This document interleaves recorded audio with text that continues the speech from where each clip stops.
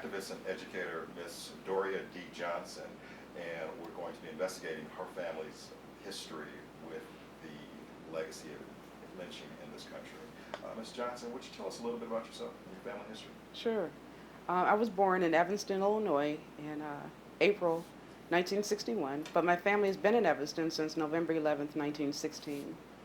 They came to Evanston seeking safety because of our great-great-grandfather's lynching, October 21st, 1916 in Abbeville, South Carolina.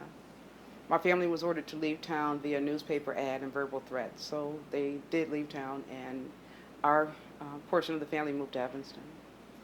So your family moved directly from South Carolina to Evanston in the same year in which Mr. Crawford was destroyed, was executed. What was their life like once they made the trip to Evanston? I was just told recently that they had to leave in the middle of the night, that they heard it was so cold in Chicago that my great-grandfather, George Crawford, and his wife, Annabelle Washington Crawford, wrapped themselves up in newspaper to make the train trip. But when they came there, obviously their lives were totally different. When they lived in Abbeville, they were living on a farm, 427-acre farm, where Grandpa Crawford was the family patriarch, the business owner, and they all worked for him. He sent them all to college. They had servants, marble floors, and the farm totally was a self-sustaining institution, so they didn't have to ask white folks for anything. They were very proud of that. There was a school on their land for the black children of Abbeville, South Carolina. So to leave in the middle of the night after a murder, a heinous murder like that, and have to move to Evanston and try to start over again, I'm sure was a nightmare.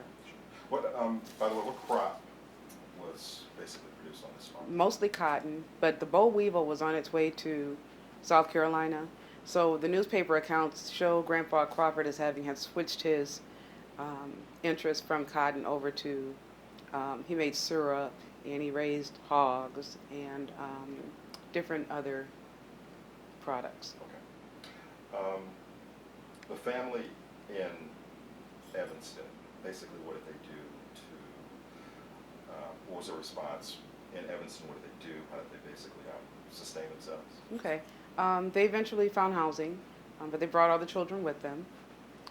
They came because my great-grandmother, Annabelle Washington, already had family in Evanston, and so that's why they came there. But Grandpa Crawford had 13 children, and they all scattered throughout the United States, mostly in Philadelphia and Washington, D.C., but my great-grandfather, George, was the only one who came to Evanston. Okay. Mm-hmm. Well, since this really is the catalyst and the turning point for the family at this particular point in time, what exactly happened to Mr. Crawford? Ultimately, he was destroyed. Why was he executed? Why was he murdered? Like most lynching victims, he was a successful black man who demanded respect. Grandpa Crawford stated very early in life, "The day a white man hits me is the day I die." He also, from what I understand, used to take his cotton seed to his own river and throw it in and say, "I'd rather throw it away before I let them take it from me." So that to me indicates Grandpa Crawford knew he may not die a natural death. But anyway, on the morning of October 21st, 1916, Grandpa Crawford got in his buggy along with two of his minor children to go and sell his cotton seed to a local storekeeper, W.D. Barksdale. And from his business records, we know that he barely did business with W.D. Barksdale. I don't know what compelled him to do it that morning.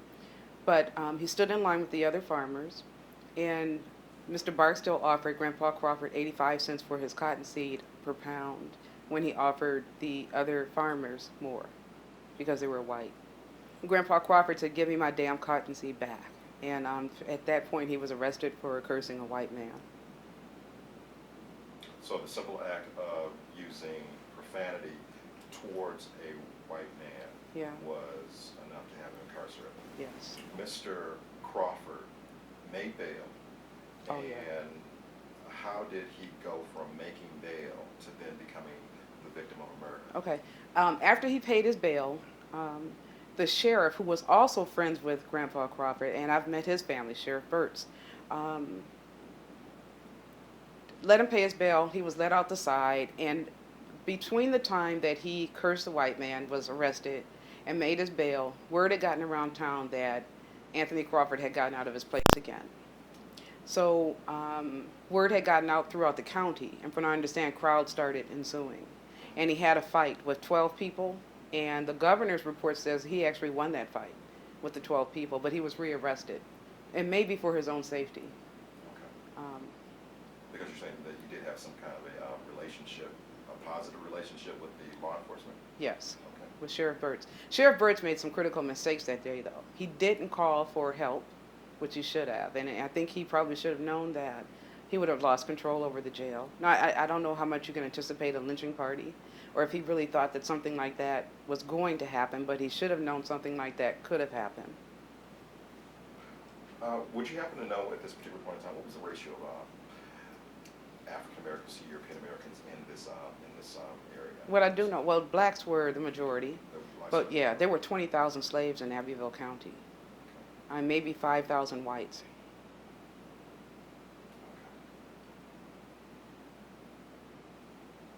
What, once he was executed, once he was murdered, what this then set the family in motion with regards to basically fleeing from their Yeah. home? And you say that it appeared within a day or the same day Oh. that a message was basically delivered via the newspaper? Or Yeah. how did that basically go? It was maybe an 11-point proclamation by the white citizens of Abbeville who had had a meeting and said that blacks had started getting out of their place. See, after the lynching, they went to the family homestead and really were going to kill the whole family. When I understand, the folklore says that the Crawford boys waited in trees with guns to save the family that night.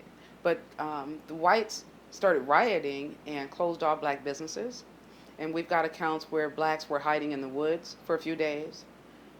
But for certain, they were trying to kill my whole family. So in the Crawfords, was it a specific family that was being targeted, or were Yeah. African Americans in this region Well, ultimately any victim? the history suggests that any African American, especially a successful one, but the Crawfords in particular, raised their ear. Okay, I feel okay, totally okay with saying lynching is unique to African Americans in America. I think that there is, and there has been, a time where African Americans, in situations where African Americans' lives were taken because of some perceived crime against the community, against white supremacy, white way of life. And it only doesn't have to be black people.